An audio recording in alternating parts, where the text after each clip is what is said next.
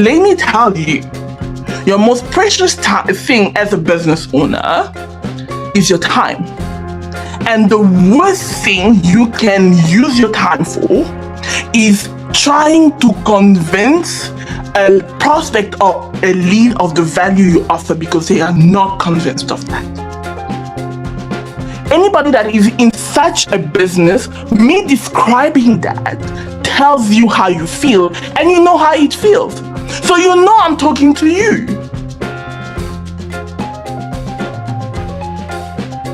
When you're marketing against a category, for example, when I'm trying to market against a category, one of the things that I do is speak about how most businesses in the ecosystem that I serve, because I serve the tech ecosystem. So you will be chasing your tail for months and increasing your sales cycle because you do not have that. Because when you only market your product, and this is where stories play a role, because with the story, you can immediately tell the market how to self-qualify themselves.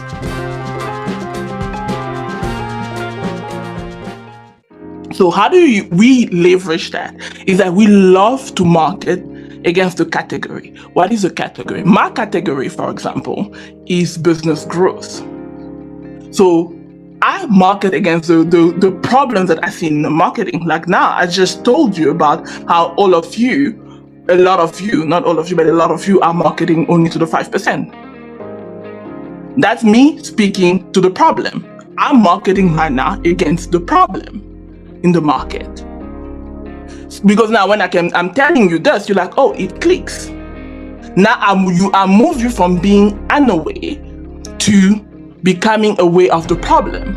Now, when you know that you have a problem, kind of like if you feel hungry, now you know you're hungry, what are you going to do? You're going to try to find some food to eat. And when you're trying to find some food to eat, now you're looking for solutions. Now you want to know what you want to eat. Now, when you're marketing against a category, for example, when I'm trying to market against a category, one of the things that I do is speak about how most businesses in the ecosystem that I serve, because I serve the tech ecosystem, are on this blitz-scaling path, hyper-growth, where they are growing their businesses, growing their revenue, but there's no profit. And when they are scaling their businesses, they feel like they are inside Elon Musk rocket about to explode on their way to Mars. And that you should actually try to grow your business in a sustainable and profitable manner. It works out way better for you and for the investors at the same time instead of you losing the money. That's me marketing against the category. And now when I talk about my services, now it makes sense to you if you are now like, hey, I actually don't want to be inside an Elon Musk rocket and about to implode, and it's affecting my mental health. I'm working 80 hours a week and I have no peace. I actually want to create demand so that I become a category leader in the market and that people actually want to do business with me. And I am the Apple of my industry. I am the leader of my industry. Now, when I talk about doing working with us, inside of our programs or inside containers in terms of services that we offer for go-to-market, a business that has gone through that journey of understanding what we stand for, because we've marketed against the category and we've marketed against the problem, and they have self-identified, such a business become engaged and become qualified pipeline, and it is easier to sell to them. Because let me tell you, your most precious thing as a business owner is your time. And the worst thing you can use your time for is trying to convince a prospect or a lead of the value you offer because they are not convinced of that. So you will be chasing your tail for months and increasing your sales cycle because you do not have that. Because when you only market your product, and this is where stories play a role, because with the story, you can immediately tell the market how to self-qualify themselves. So by the time somebody is booking a call with you, they know exactly what they are on there for and why they are on that call. So you don't have to tell them like, okay, what you don't get on the call and you get the so what do you do for us? If you get that on any sales call, that means your marketing has missed the point. So you want to start telling stories when you're marketing against the category. You see, like now I told you about how it feels to try to scale without profit and without being sustainable. Anybody that is in such a business, me describing that tells you how you feel, and you know how it feels. So you know I'm talking to you. It's a story. In the same way, when I'm marketing against a problem, that you are sitting on your desk and you're looking at your screen and you're looking at the charts and your revenue keeps declining and you feel like nothing is working, your team is not showing up on time, everybody feels like they're walking on eggshells. You don't want to see an investor drop you an email. The minute that email lights up your inbox, you can feel the anxiety in your body. That's a story. And I'm talking to exactly the person who's facing that problem. Now I'm marketing against the problem. So now when I extend an invitation to you to work with us, you're like, they get it. Because make no mistake, whether it is you are selling B2B or B2C,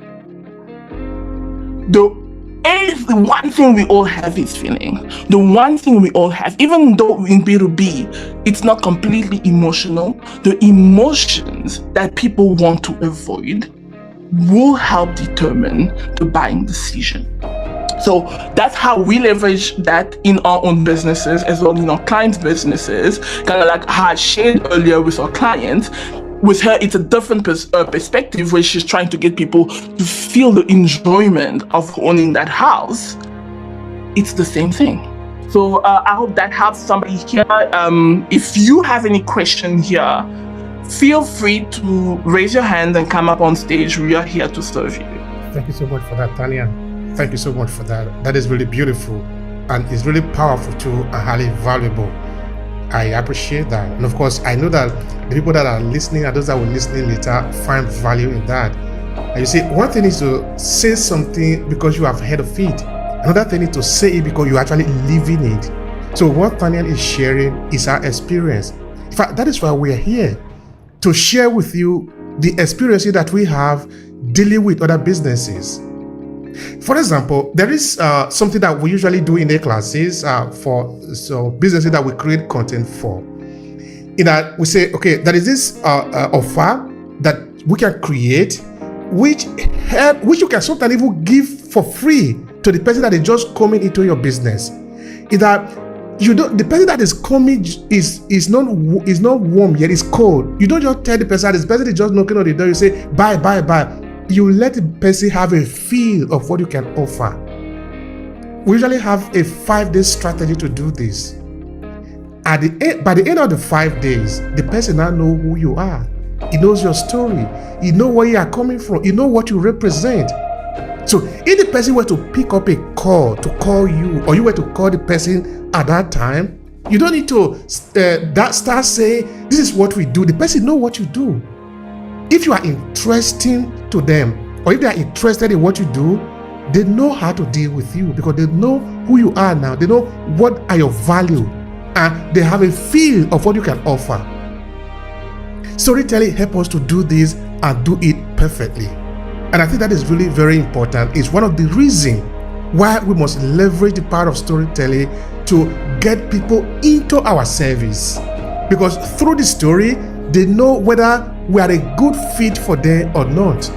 Because there is no guarantee that everybody out there is going to be a good fit for you. It is not possible.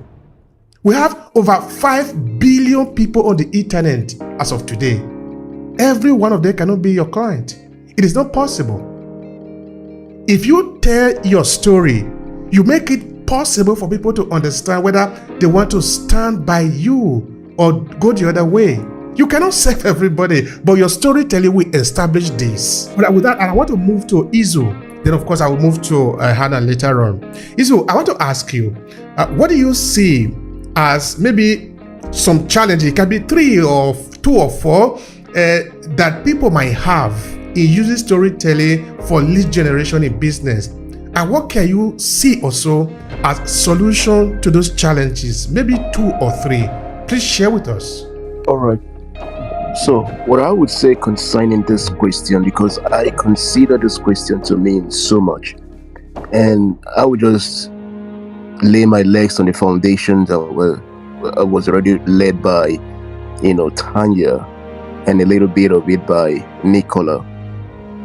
I would say the first thing that limits marketing or using the stories for lead generation has to do with the personality involved, the personality of the business, and the personality in the business. What that means is very simple. We have fantastic stories. We also have fantastic person and fantastic persons. We have fantastic companies, fantastic establishments. We also have fantastic staff. People that drive the vision of that organization is as important as what that organization is marketing and selling to the rest of the people.